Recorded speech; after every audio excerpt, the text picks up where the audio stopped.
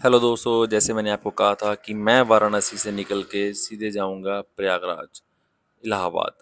जी हाँ, इलाहाबाद जिसे अब प्रयागराज नाम दिया गया है, भारत के सबसे धार्मिक शहरों में से एक है और ये उत्तर प्रदेश का सबसे बड़ा शहर है। दोस्तों, ये शहर विभिन्न कारणों की वजह से बहुत मशहूर है। उसमें से एक यहाँ की 3 नदियाँ गंगा, यमुना और सरस्वती कुंभ मेले से लेकर इलाहाबाद किले तक, ऐतिहासिक चमत्कारों से लेकर शानदार वास्तुकला, इलाहाबाद में घूमने के लिए बहुत सारे जगह हैं। तो दोस्तों, अभी जहाँ मैं आपको लेके जा रहा हूँ, ये अखाड़ा है जिसका नाम है महानिर्वाणी अखाड़ा। और दोस्तों, मैं पहली बार यहाँ प्रयागराज में आया हूँ स्वामी जी के साथ और मुझे आज ये अवसर मिला है कि मैं इस महानिर्वाणी अखाड़े के महान संतों से मिलूं, उनके दर्शन करूं। और दोस्तों, ये जो आंगन में पेड़ देख रहे हैं आप, ये है रुद्राक्ष का पेड़। अगर आपने भी कभी रुद्राक्ष का पेड़ देखा है पहले, तो प्लीज़ मुझे कमेंट करके ज़रूर बताएं। और अभी मैं जा रहा हूँ अपने रूम में। थोड़ी देर आराम करने के बाद मैं और गुरुजी चलेंगे त्रिवेणी घाट पर। और दोस्तों, ये जो आप जगह देख रहे हैं, यहाँ पर कुंभ के समय में टेंट लगते हैं और लोग यहाँ पर रहते हैं। आपको पता ही होगा कि कुंभ के मेले में यहाँ पे बहुत लाखों करोड़ों में लोग आते हैं स्नान के लिए, दिव्य स्नान के लिए। और जहाँ तक आपकी नज़र जा रही है, यहाँ में सब में टेंट लगते हैं, एक छावनी में तब्दील हो जाता है ये घाट, ये जगह।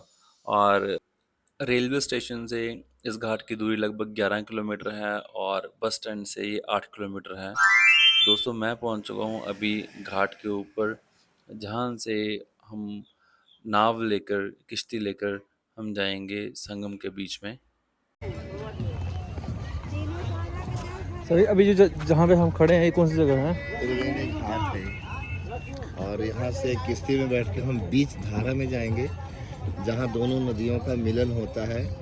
एक तरफ से गंगा जी आ रही हैं, एक तरफ से यमुना जी आ रही हैं। गंगा जी हरिद्वार से आ रही हैं और यमुना जी मथुरा से आ रही हैं, मथुरा वृंदावन से आ रही हैं। बहुत रमणीक स्थान है ये और वेदों शास्त्रों में ये इतिहास वर्णन है। तो हम बीच में धारा में किश्ती करके जाएंगे वहाँ।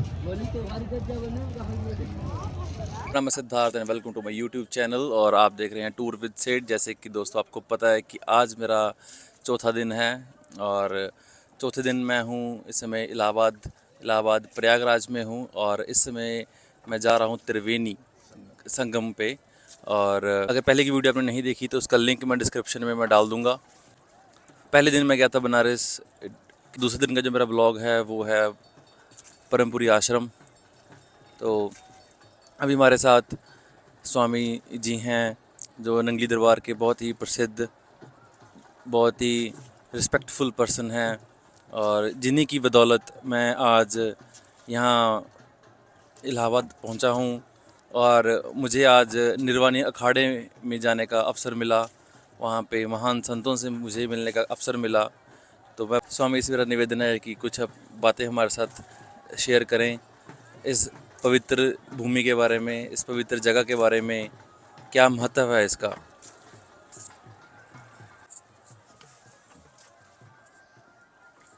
सुनि समुझे जन मुदित मन,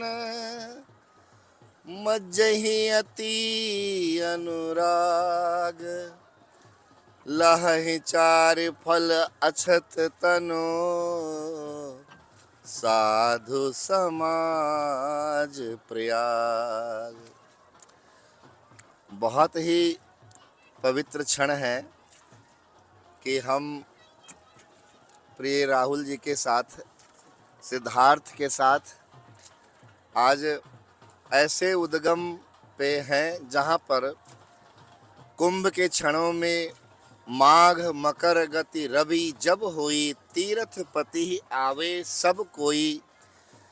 पृथ्वी पर रहने वाले लोग भी आते हैं, आकाश में रहने वाले लोग भी आते हैं और सतलोक देवलोक में रहने वाले लोग भी यहाँ गंगा जी का दर्शन और स्पर्श करने के लिए आते हैं। तो आज हम वहाँ जहाँ पर वेणी माधव का मंदिर है, हमारे परम ब्रह्म ऋषि याज्ञवल्क्य जी, जहाँ पर मानस का संवाद का शुभारंभ हुआ, याज्ञवल्क्य और जनक विदेही दत्तात्रेय गुरु परम स्नेही, इनकी कई कई सदग्रंथों में चर्चा आती है। तो याज्ञवल्क्य मुनि बसहि प्रयागा, हम ऐसे तीर्थ में हैं जहाँ इतने बड़े बड़े ब्रह्म ऋषि, तत्ववेता, ब्रह्म ज्ञानियों ने यहाँ तप किया हुआ है, यहाँ पर उनका निवास रहा है। तो अभी ये नौका के द्वारा हम वहाँ से चले हैं, तट से चले हैं। एक तरफ से आप देखेंगे गंगा जी आ रही हिमालय से, गोमुख से प्रकट होकर उत्तरांचल की भूमि को पावन करती हुई, देवभूमि ऋषिकेश और कुंभ नगरी हरिद्वार को स्पर्श करती हुई एक तरफ से गंगा जी का प्रवाह आया है और एक तरफ से कर्म स्वरूपिणी यमुना जी का प्रवाह आ रहा है, जो भगवान बांके बिहारी के चरणों का स्पर्श करके वृंदावन की, मथुरा की भूमि से यमुना जी आ रही हैं और दोनों पावन सरिताओं का यहाँ मिलन होता है। हमारे संतों ने अध्यात्म परंपरा में गंगा को ज्ञान कहा है, गंगा को भक्ति कहा है और यमुना को कर्म कहा है। कर्म और भक्ति का जब समन्वय होता है तो वहाँ पर ज्ञान प्रकट होता है।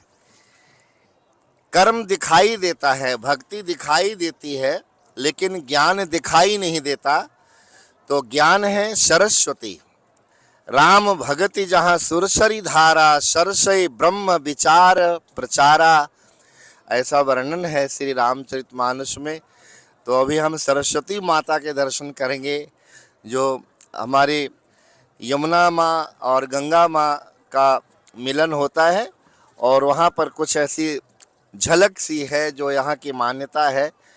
पर शास्त्रों में तो ज्ञान कहा गया है और ज्ञान तो बिल्कुल ऑक्सीजन की तरह से होता है, जो उपयोगी बहुत है, उसका प्रयोग बहुत ही महत्वशील है, पर आज तक किसी ने ऑक्सीजन को देखा नहीं है।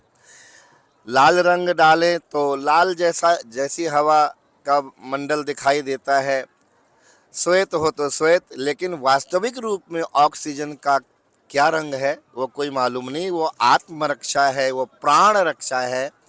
ऐसे ज्ञान हमारे जीवन का वास्तविक रूप से चरितार्थ करने का स्वरूप क्या है उसका अनुभव कराता है और ज्ञान से ही जन्म मरण का निस्तार होता है, मुक्त होते हैं, छुटकारा मिलता है। तो बहुत ही अच्छा दृश्य है, विहंगम दृश्य है। मैं सिद्धार्थ से कहूँगा ये दिखाएं। ये सब चीज़ें कुंभ के समय में, मेले के समय में नहीं सुलभ होती, क्योंकि उस समय पब्लिक का बहुत बड़ा जन समूह यहाँ पर होता है। कई कई लाखों में, करोड़ों की संख्या में कुंभ के समय में महामानव इस पावन तीर्थ में आकर एकत्रित होते हैं। तो हम लगभग संगम के निकट, जहाँ ये बीच धारा है, हम तट से चल कर के यहाँ पहुँचे हैं। तो अभी दर्शन होंगे और सरस्वती माँ के दर्शन होंगे। और मैं सिद्धार्थ से कहूँगा कि दोनों सरिताओं के मार्ग को दिखाएंगे कि गंगा किधर से आ रही हैं और यमुना किधर से आ रही हैं, और ये मेल हुआ है। तो ये देखिए इसकी मान्यता क्या है। तो आप सबके लिए बहुत बहुत सद्भावपूर्ण शुभकामना है। इस पावन भूमि से मेरे अंदर तो रोमांच हो रहा है कि हम कहाँ बैठे हैं, जहाँ से सीधे वैकुंठ का मार्ग मिलता है, जहाँ से भगवत मिलन सुलभ होता है, जहाँ से ज्ञान, भक्ति और वैराग्य जीवन में अस्थायी रूप से निवास करते हैं, जहाँ पर आना बड़े बड़े ऋषि मुनियों के हजारों हजार वर्षों के तप का परिणाम होता है। बहुत संयम, सदाचार के फलस्वरूप मनुष्य यहाँ पहुँच सकता है। तो मेरे गुरुदेव भगवान ने आज ऐसे पवित्र स्थान पर आने का अवसर दिया है। जो भी प्रेमी जन आस्थावान हैं, श्रद्धावान हैं, वो त्रिवेणी संगम के दर्शन करेंगे। और आप सब के लिए बहुत बहुत शुभकामना। बोले गंगा मैया की जय। दोस्तों जो पुल दिखाई दे रहा है सामने से वो है यमुना पुल, और यमुना जी वहां से आ रही हैं, और वो जो पुल दिखाई दे रहा है उस तरफ से आ रहा है गंगा मैया। और ये जो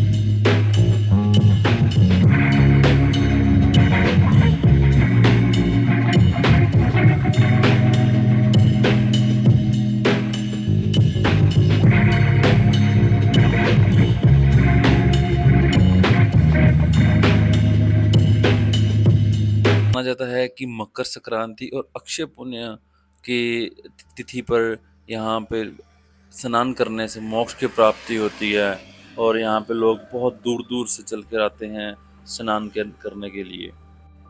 अब बारी है मेरी स्नान करने की। मैं मिलता हूँ आपको स्नान के बाद। तो दोस्तों ये थी गंगा यमुना सरस्वती त्रिवेणी का संगम, जहाँ पे अभी हमने आपको दर्शन कराए और पूज्य स्वामी जी से कुछ हमें 4 बातें सुनने को मिली। और इसके बाद आज के दिन का दूसरा पड़ाव मेरा हनुमान जी मंदिर जाएंगे। आज मंगलवार भी है और आपको हनुमान जी मंदिर जी के दर्शन कराते हैं। तो अभी त्रिवेणी से हम ई रिक्शा करके हनुमान मंदिर जाएंगे। दोस्तों ये हनुमान जी का मंदिर कम से कम 600-700 साल पुराना मंदिर है, और 20 फुट लंबी हनुमान जी की प्रतिमा है, और ये धरती में कम से कम 6 से 7 फुट नीचे हैं। और इस मंदिर को बड़े हनुमान जी, किले वाले हनुमान जी, लेटे हुए हनुमान जी और भांद वाले हनुमान जी के नाम से जाना जाता है। बजरंगबली यहाँ आने वाले सभी भक्तों की मनोकामनाएं पूरी करते हैं। यहाँ के बारे में ऐसे भी कहा जाता है कि लंका पर जीत हासिल करने के बाद जब हनुमान जी लौट रहे थे तो रास्ते में उन्हें थकान महसूस होने लगी। तो सीता माता के कहने पर वो यहाँ पर संगम के तट पर लेट गए। इसी को ध्यान में रखते हुए यहाँ लेटे हनुमान जी का मंदिर बन गया। दोस्तों प्राचीन काल में मुगल शासकों के आदेश पर हिंदू मंदिरों को तोड़ने का क्रम जारी था, लेकिन यहाँ पर मुगल सैनिक हनुमान जी की प्रतिमा को हिला भी न सके। वे जैसे जैसे प्रतिमा को उठाने का प्रयास करते, वह प्रतिमा वैसे वैसे और अधिक धरती में बैठ जा रही थी। यही वजह है कि यह प्रतिमा धरती से इतनी नीचे बनी हुई है। तो दोस्तों मंगलवार और शनिवार आपको इसी तरह मंदिर में भीड़ मिल सकती है, और मंदिर का खुलने का समय है सुबह 5 बजे से लेकर रात के 8:30 बजे तक आप दर्शन कर सकते हैं। और मंदिर में कैमरा ले जाने के लिए मैंने यहीं पे सिक्योरिटी गार्ड से परमिशन ले ली है कि क्या मैं अंदर जाके वीडियो बना सकता हूँ। और आप देख सकते हो कि काफ़ी लंबी लाइन है, और जिसके लिए आपको वेट भी करना पड़ सकता है। और इसके बाद फूल माला लेके हनुमान जी के लिए मैं स्वामी जी के साथ चल पड़ा मंदिर की ओर।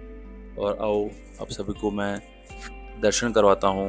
मंदिर में एक बहुत ही अच्छे पंडित जी हमें मिल गए, जिन्होंने हमें दर्शन कराने में मदद कर दी। और ये देखिए लेटे हुए हनुमान जी। जय श्री राम, जय श्री राम। तो ये हनुमान जी लेटे हुए।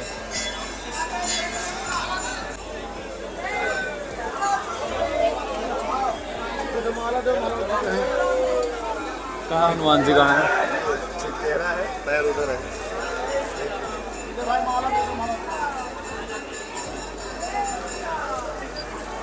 वाह,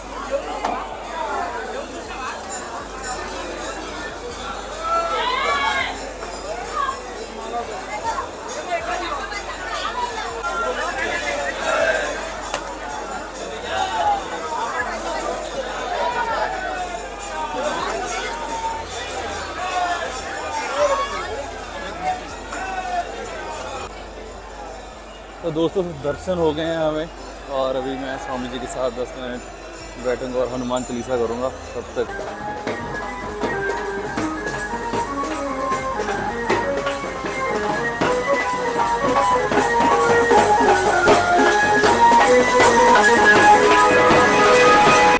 दोस्तों जैसे मैंने आपको कहा था कि मंगलवार और शनिवार को रश बहुत होता है, भीड़ होती है, तो मैंने इसी भीड़ में दर्शन किए और उम्मीद करता हूँ कि आपको भी हनुमान जी के दर्शन हुए होंगे।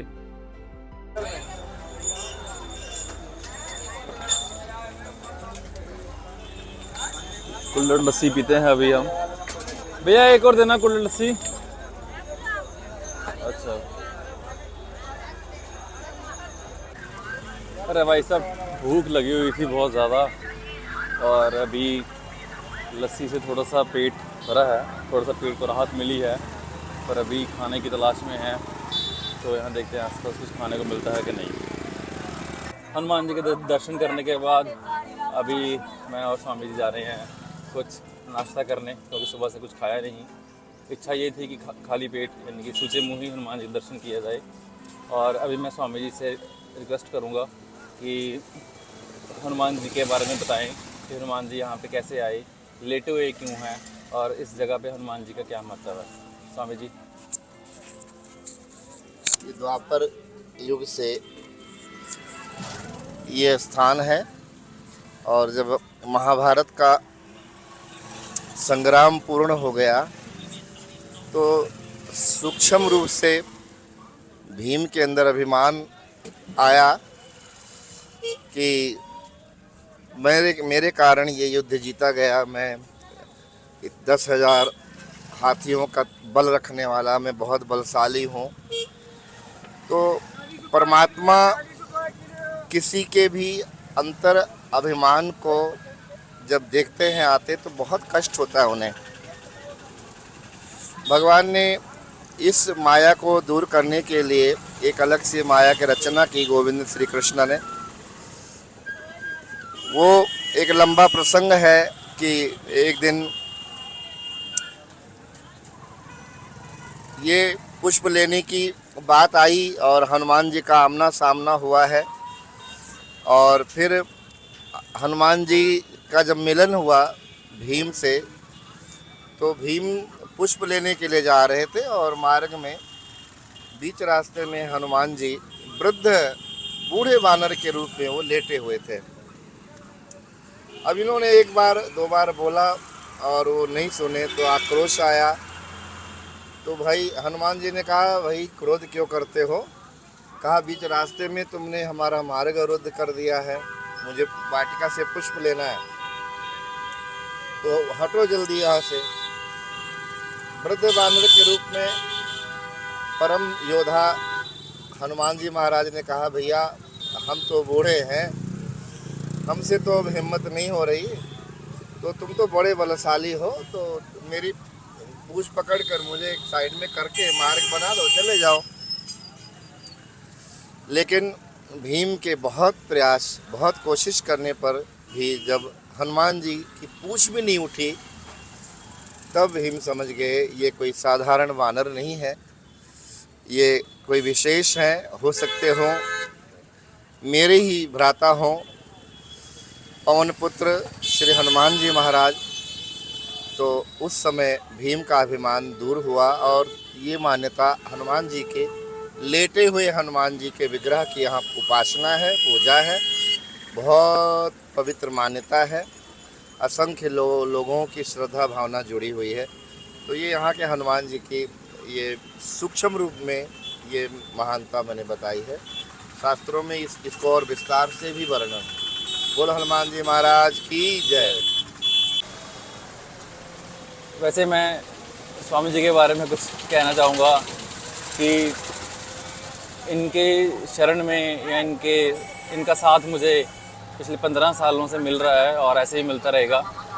और जैसे हम लोगों के लिए गूगल होता है कि अगर कुछ भी पूछना है तो हम गूगल सर्च करते हैं, तो वैसे ही आध्यात्मिक स्पिरिचुअलिटी के और संस्कारों की बात करें, इन सब चीज़ों में अगर कभी भी मुझे कोई दिक्कत आई, कभी भी मुझे कोई डाउट हुआ, तो स्वामी जी ऐसे हैं जिन्होंने मुझे टाइम टाइम पर पूरी जानकारी दी, पूरा ज्ञान दिया, फैक्ट के साथ, तथ्य के साथ। और मैं स्वामी जी का हमेशा आभारी हूँ और रहूँगा, और ऐसे ही स्वामी जी का साथ प्यार मुझे भी मिलता रहे और जो मेरे व्यूअर्स हैं उनको भी मिलता रहे। और अभी हम जा रहे हैं खाना खाने। खाना खाने के बाद हम जाएंगे किला में, भरद्वाज आश्रम, जो कि एक किले के अंदर है। उसके बारे में आपको इंट्रोड्यूस करवाएंगे। वीडियो थोड़ी लंबी होने वाली है, तो प्लीज़ स्किप करके ना देखें, और काफ़ी इंटरेस्टिंग वीडियो होने वाली है। और अगर आप चैनल में नए हो तो सब्सक्राइब करना ना भूलें, लाइक करना ना भूलें। फाइनली मुझे और स्वामी जी को खाने के लिए एक बेस्ट प्लेस मिल गई, सागर रत्ना। और मैं और स्वामी जी बस यहाँ पे कुछ खाना खा के आगे की ओर जाएंगे। तो दोस्तों, अगर आप पंजाब से हो ना, तो दाल फुल्का पनीर माँ की दाल खा के आपको यकीन आएगा, मानोगे नहीं। 3 दिन से मैं बाहर हूँ घर से, और यूपी बिहार के लोकल डिशेस खा खा के पेट भर रहा हूँ। नो डाउट बहुत अच्छी हैं, बहुत अच्छा तरीका उनका खाना बनाने का, पर जो माँ की दाल खा के मज़ा आता ना, और तंदूरी रोटी, उसका जवाब अलग ही है। तो दोस्तों, इसके बाद मैं और स्वामी जी पहुँच गए हैं भरद्वाज आश्रम। और ये आश्रम प्रयागराज में बहुत ही महत्वपूर्ण आश्रम है। महर्षि भरद्वाज ज्ञान विज्ञान, वेद पुराण, आयुर्वेद, धनुर्वेद और विमान शास्त्र के आचार्य थे। तो दोस्तों, मंदिर पहुंचने के बाद सीढ़ियां चढ़ने के बाद आपको मुख्य मंदिर देखने को मिलता है, जो भरद्वाज ऋषि को समर्पित है। आप मंदिर के अंदर जाते हैं तो आपको भरद्वाज ऋषि के पत्थर की प्रतिमा देखने को मिलती है। इसके साथ ही यहाँ पर आपको शंकर भगवान जी के शिवलिंग भी देखने को मिलता है। तो दोस्तों, इसी के साथ मैं आपको एक बात और बताना चाहूँगा कि रामचरितमानस और वाल्मीकि रामायण में उल्लेखित है कि श्री राम जी को जब 14 वर्ष का वनवास मिला था, तो उनका सबसे पहला ठहराव प्रयागराज में भरद्वाज आश्रम ही था। एक रात इस आश्रम में गुजारने के बाद, भरद्वाज जी का आशीर्वाद प्राप्त करने के बाद, श्री राम, सीता माँ और लक्ष्मण जी गंगा, यमुना, सरस्वती, त्रिवेणी में स्नान करने के बाद चित्रकूट के लिए रवाना हुए थे। और दोस्तों, बताना चाहूँगा कि इस आश्रम में छोटे छोटे मंदिर हैं जिनके आप दर्शन कर सकते हैं। और मंदिर में आपको एक महिला मिल जाएंगी जो आपको मंदिर के बारे में पूरा संपूर्ण ज्ञान देंगी, आश्रम के बारे में आपको बताएंगी। तो दोस्तों, आश्रम देखने के बाद अब समय हो चुका है निर्वाणी अखाड़े में जाने का। जैसे कि मैंने आपको बताया था कि मैं निर्वाणी अखाड़े के आपको दर्शन कराऊंगा मैं। तोतापुरी जी के, तोतापुरी जी हमारे संस्था के मूल में गदाड़ा जो डेरा है जी, वो निर्वाणी अखाड़े का था। अच्छा, समझ गए। अच्छा अच्छा। और रविंद्रपुरी में हंसी है ना, उन्हीं की मड़ी का था। अच्छा अच्छा। दरियाव मड़ी का नहीं, उनकी मड़ी का, दरियाव मड़ी का। जी जी। ये वहीं के साथ थे। कौन? बालकपुरी जी महाराज और गदाड़ा वाले जो तोतापुरी जी महाराज। जी जी। वो सब दोनों गुरु भाई थे, एक ही डेरे के थे, जो हरियाणा में जो डेरा है। गणपति भारती जी सब पुराने महात्मा हैं। जी जी।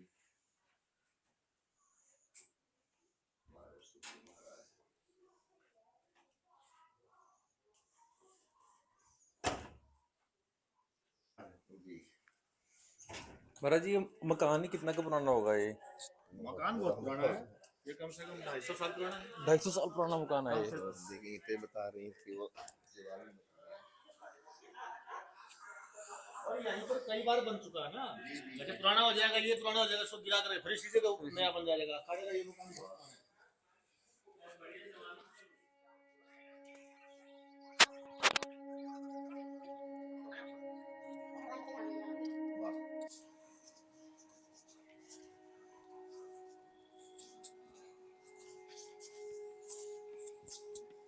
सारे इष्ट हैं देवता जी। जिनका कुंभ मेले में स्नान होता है जी, जी, वाले जी। फिर देवता भी फ्री वाह, वाह, वाह। ठीक। चंद्रमौलेश्वर के नाम से भगवान शिव की पूजा होती है। जी।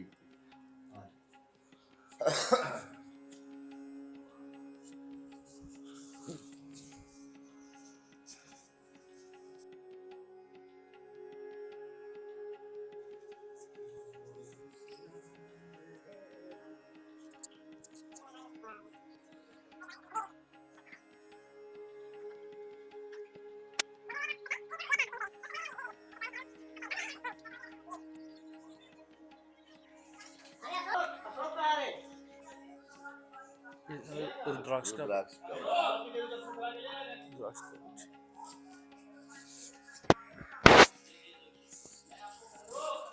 दोस्तों मुझे इस अखाड़े के महाराज श्री से मिलकर बहुत ही अच्छा लगा। बहुत ही अच्छे व्यक्तित्व हैं, बहुत ही अच्छा स्वभाव है इनका। और भोजन प्रसाद इन्होंने हमारे लिए रात के लिए पैक करके हमें भेजा है अपने आश्रम से, क्योंकि अभी स्वामी जी और मुझे जाना है हरिद्वार के लिए। और दोस्तों उम्मीद करता हूँ कि इलाहाबाद का ये मेरा ब्लॉग आपको पसंद आया होगा। अगर आप भी कभी इलाहाबाद आए हैं तो प्लीज़ मुझे कमेंट करके ज़रूर बताएं। और अगली वीडियो में मिलूँगा मैं आपको हरिद्वार। हरिद्वार में मैं जाऊँगा परम वाटिका आश्रम। तो मिलते हैं अगली वीडियो में। जय श्री राम।